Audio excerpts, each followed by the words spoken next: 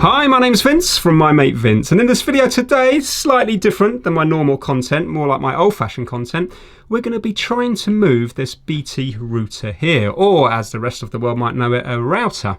So what's happened here is I'm around my brother's house and he's just had fibre installed by BT Openreach.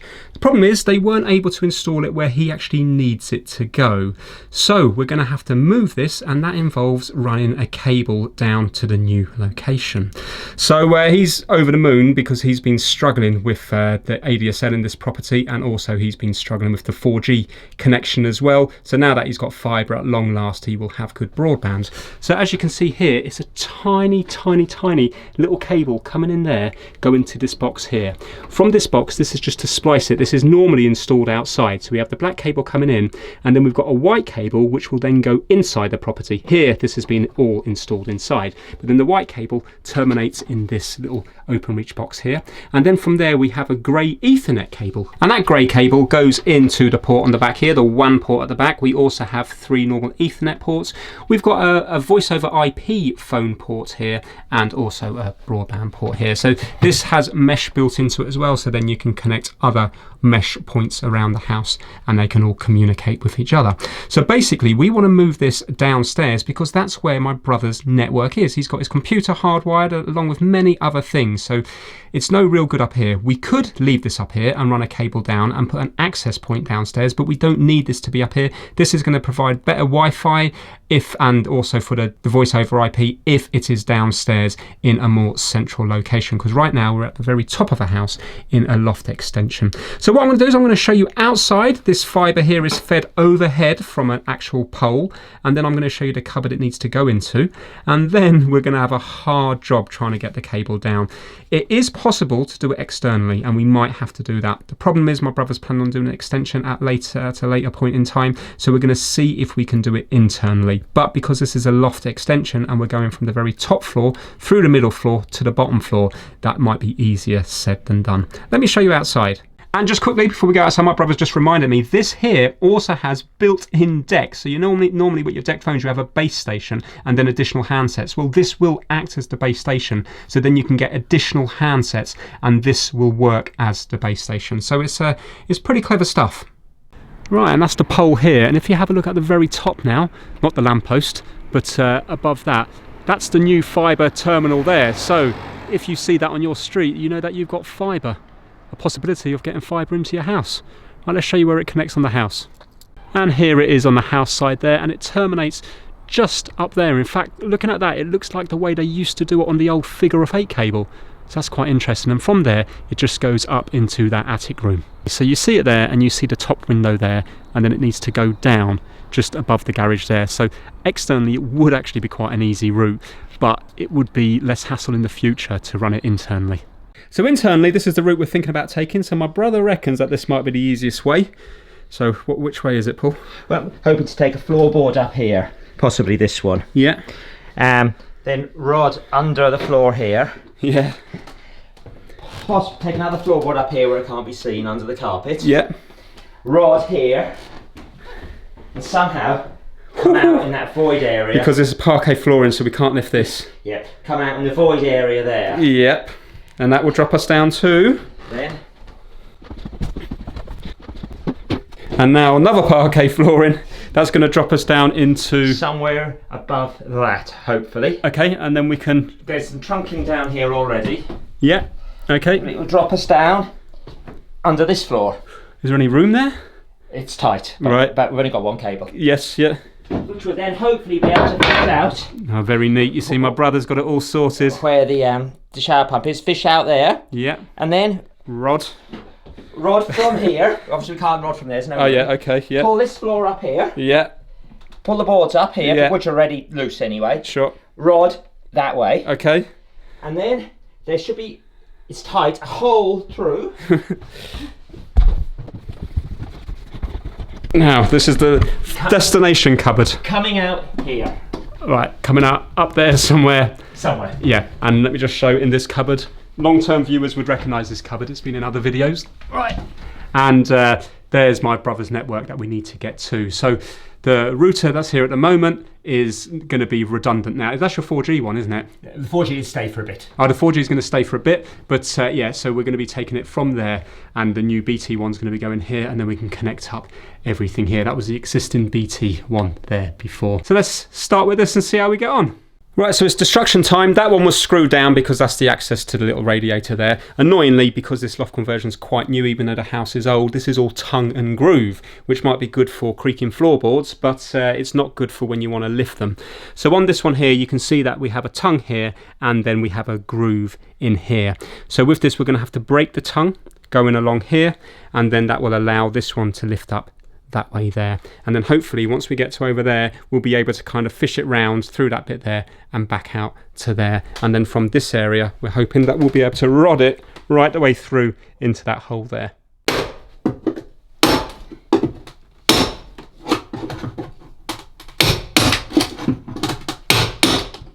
Now I know it might seem like madness going through all this effort when you might as well just run the cable externally, but the thing is, imagine now if you lived in a terrace house, that wouldn't be an option.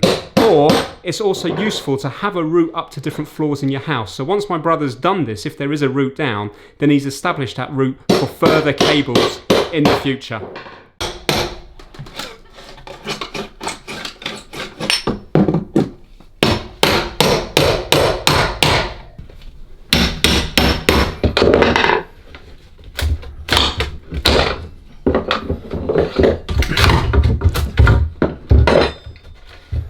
There we go. Now my brother has got these blue rods, and they're really nice because they kind of screw together. The problem is, what he was saying is that sometimes when you're using them, they can like dig in, and then they're quite flexible, so they feel like they're digging down. But what he has a lot of success is with just a trunking lid.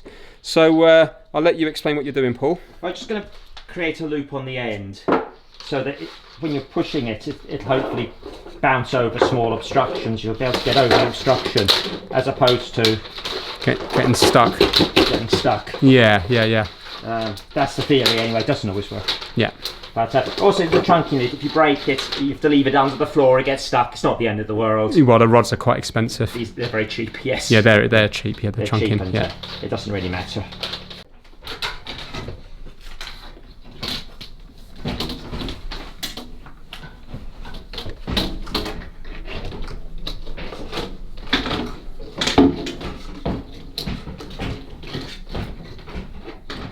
Right, well that isn't going through, and the blue rods are not going through either. They're all getting to this area here, and then it's just making a knocking sound, so we're not 100% sure what's going on there.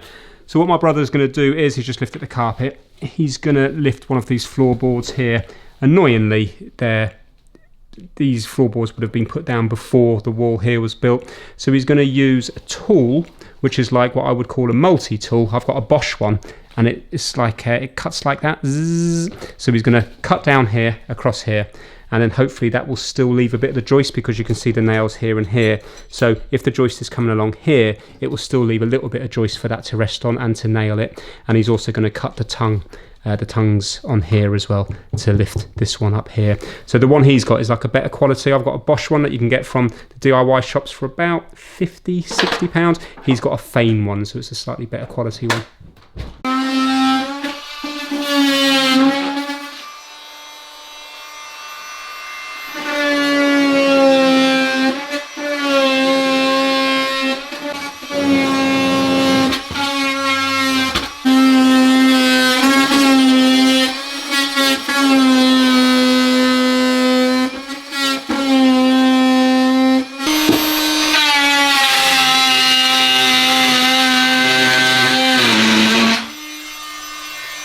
There we go. They're good, aren't they? Yeah, they're very good. Those tools, when I got one, it was more of like just a hobbyist thing, but they've come in useful for so many things. Even, do you know, in plasterboard, cutting holes for your back boxes and stuff. Really, really useful.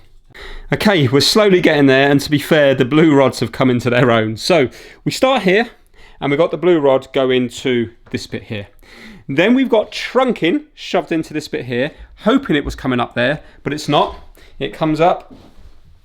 We managed to find it in a downstairs, in the light fitting downstairs.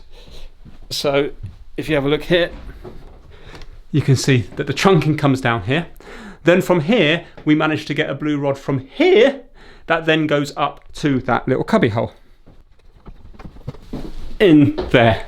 So that's the blue rod sticking there. So we've now got it basically from there over to here. We're just going to tie some rope on to have that as a direct run, and then we can get the rods back. We now need to get from here to the downstairs cupboard, because at the moment we're in the light downstairs, not the cupboard, and there's a load of obstructions again around that cupboard area with all these steels. But once we get into that cupboard, it should be more plain sailing then.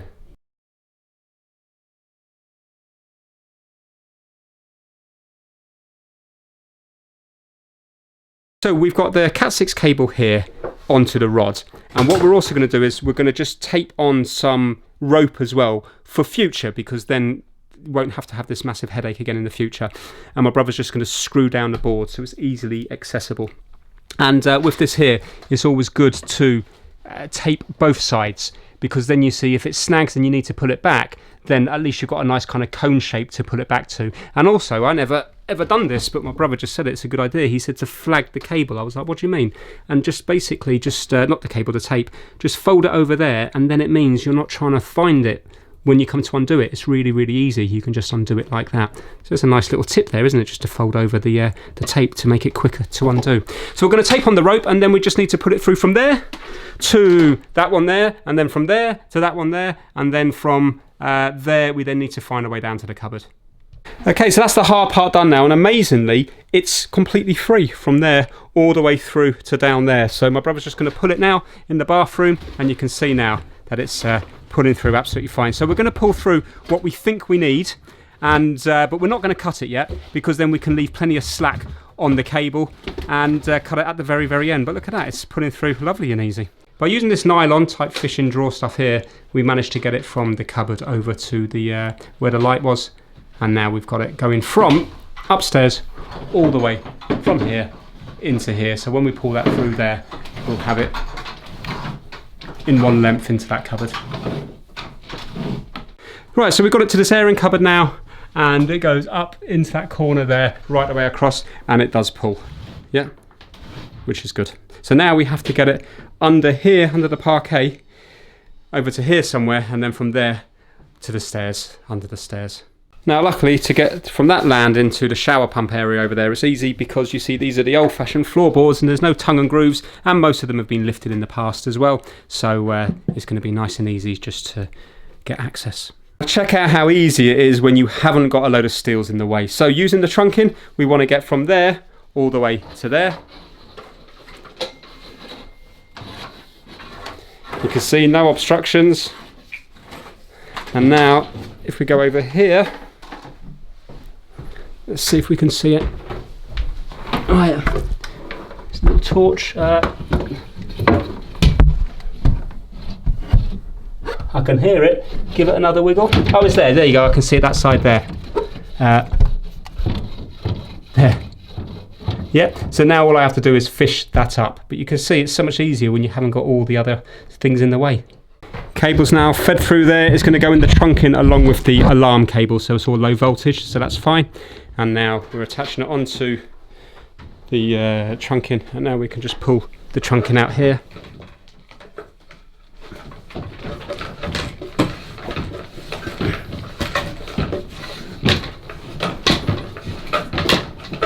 And there we go, there's our tape. Okay, so it feeds through there. We've put it through one of the holes with the low voltage cables, not the mains voltage.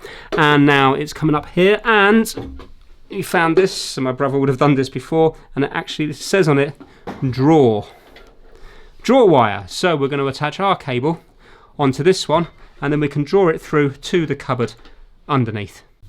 Now, because it's incredibly tight here, what we've done is we've just stripped back either side. So this is the drawer, and this is the new Cat6, and we've just looped them round, so you can see just using a couple of pairs, looped it round, twisted it around each other, and then put tape on either side. I am now going to put a bit of tape in the middle bit as well, and we're going to try and attempt to put another drawer through for future use, and again just trying to taper it to hopefully go through. If you're really struggling, you can actually get this stuff, it's kind of like washing up liquid that you can rub all over the cables. It doesn't eat into the cables and it makes them greasy, and then they flow through the holes really easy. Some people probably even use a bit of washing up liquid just to take away a bit of the friction. Right, now the fun bit. So it's coming out of the cupboard and it's just dangling down. A better job would really be to terminate it onto a proper wall socket, and then you could use a patch cable from there going into the router. But my brother actually doesn't want that. He wants it just a cable because there's running out of room in that cupboard now to put on more sockets.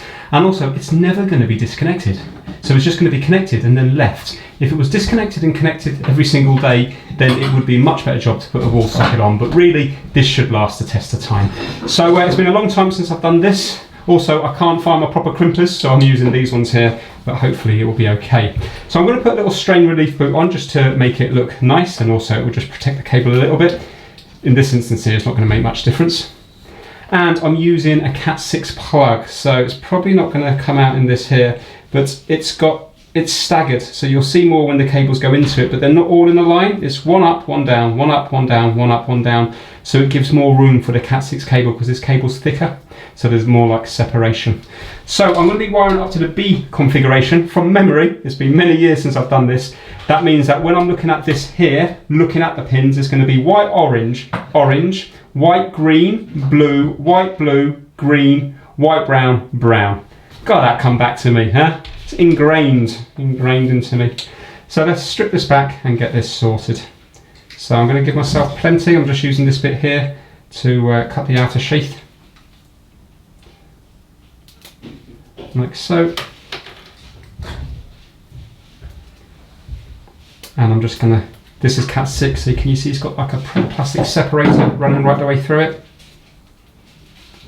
Now, if you were worried about snipping the wires there as you were cutting it, you could cut it back further now by just pulling one of the wires back. Some of them have drawstring, this one doesn't. Right, so I'm just going to cut away that middle bit there.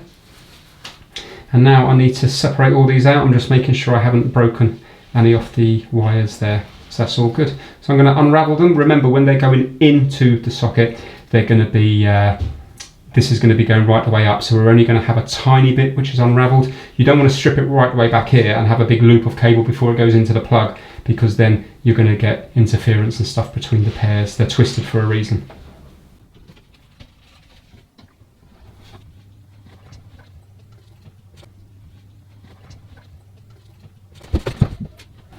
Right, so I've got it in the order there now. So what I'm going to do is I'm going to snip off roughly around that much there. As I push it in, hopefully the sheath will pull up a little bit as well. Now I'm going to get the plug and I'm going to ease it on into here and then check the colours.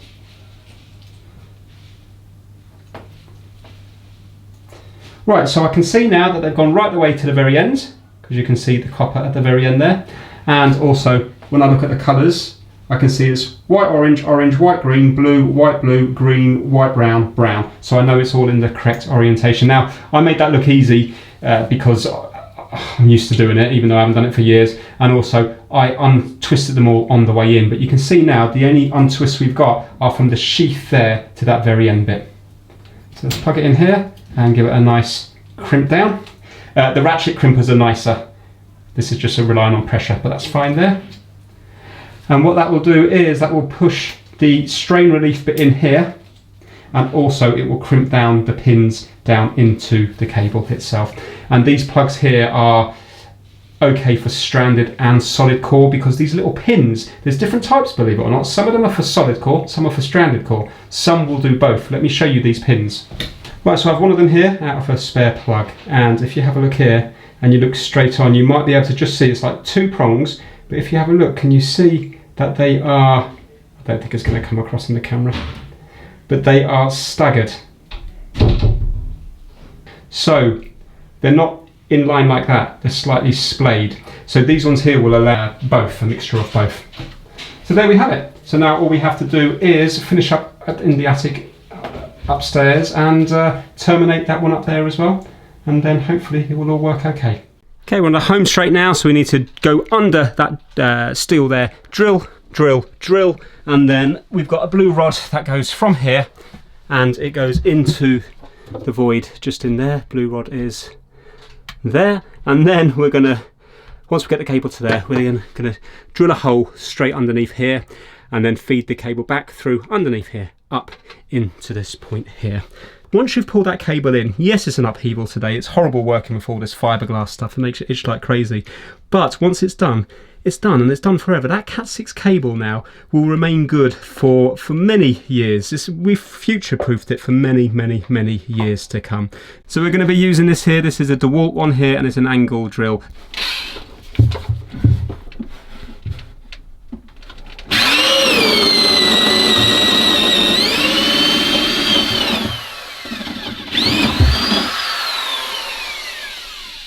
And when you're drilling, if you drill in the middle of the joist, you're not going to weaken it as much as if you take a notch out the top, which they used to years ago.